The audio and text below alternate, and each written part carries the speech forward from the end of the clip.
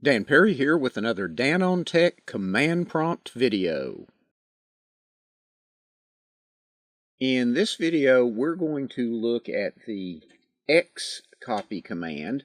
We've looked at the copy command in an earlier video. Xcopy is kind of copy on steroids. It gives us a lot more capabilities and power. So if I just do xcopy, and I do best dot file to new best,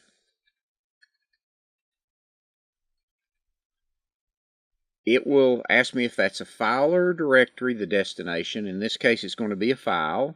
That basically works exactly like we did with the copy command.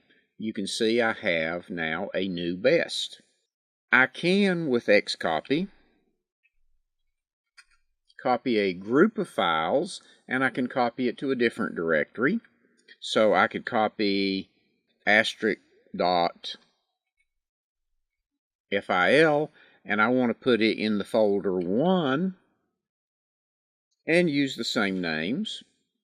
Now I'm probably going to get prompted to overwrite some files, and yes, I am, because some of those files already exist. I'll go ahead and say yes to all, and it copied those files.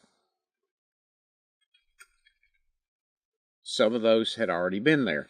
So I've got this folder now called 1.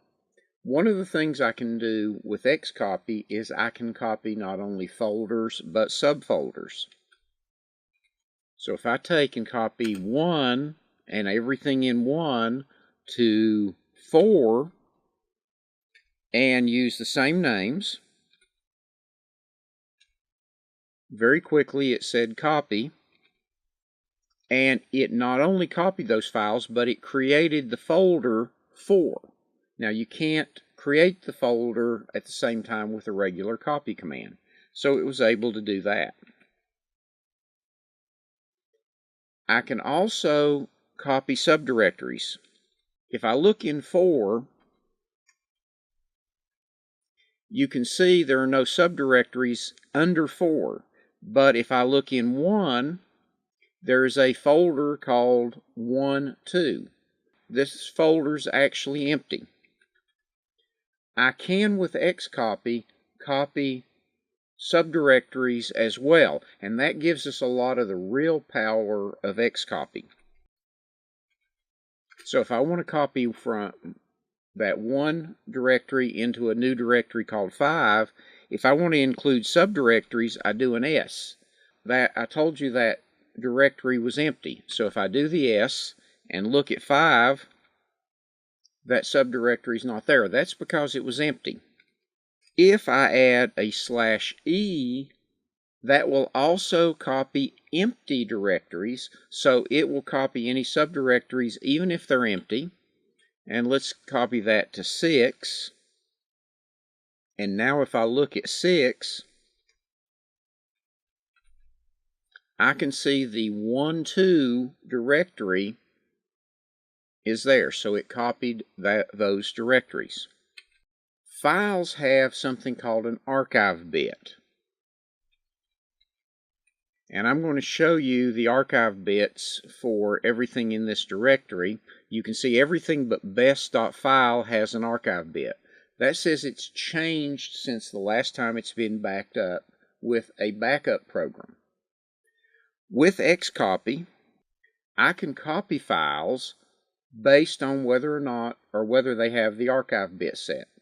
So if I tell it to copy everything with the name file and do a /A, it will copy those if they have the archive bit set. So let's create a new directory here to put them in. And it copied, in this case, the 4 files. And I can see they're there. But best.file, because it didn't have an archive bit, it was not copied. So here it looked and said, if the archive bit is not set, ignore it.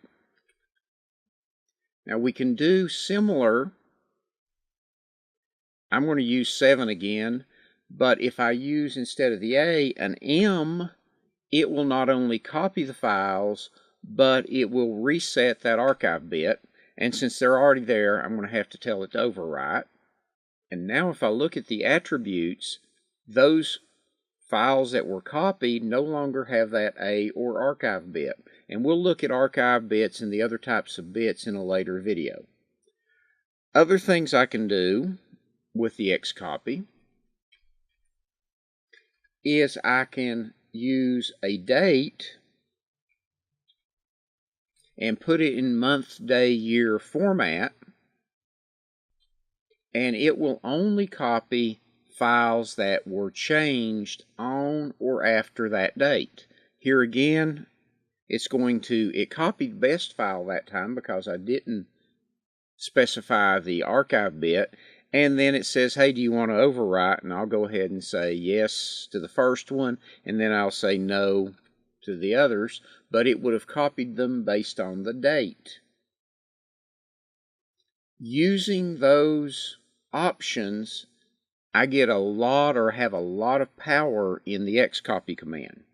If we're copying things over a network, there is also a /Z option that will let it be restartable, so if the copy fails in the middle of copying the files, if you run the command again, it will remember where it was and just pick up from there, not having to copy everything. Thank you for watching this Dan on Tech video. Please subscribe to this playlist so you don't miss future videos. Please check out and subscribe to our other Dan on Tech channel playlists.